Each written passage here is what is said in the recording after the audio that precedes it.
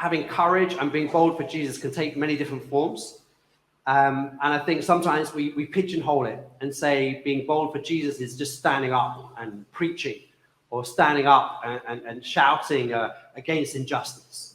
It can be that, but I think so often being bold for Jesus is things like going to the outcast and welcoming them in. It's in the office when it's the one person who is new to the team that no one's including. It's including them into the group of the team that you're part of.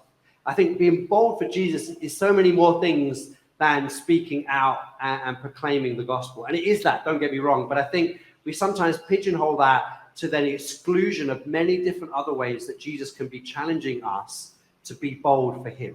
You know, think about Jesus, the people he spent time with. You know, he got criticized, spending time with tax collectors and the prostitutes. He was criticized for that. But that was a very bold thing to do.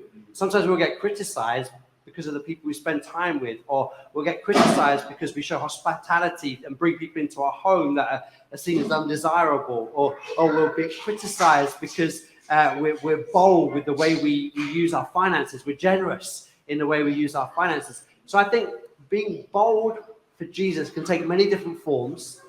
And I think the two key things I would take it back to is, what is the Holy Spirit speaking to you about?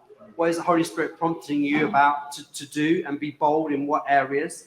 And then I think the second thing is, it just takes different forms. Yes, it is speaking out for Jesus, but it's also including people, being hospitable, loving the one that no one else is loving. You know, it's all a whole myriad of things that being bold for Jesus can look like.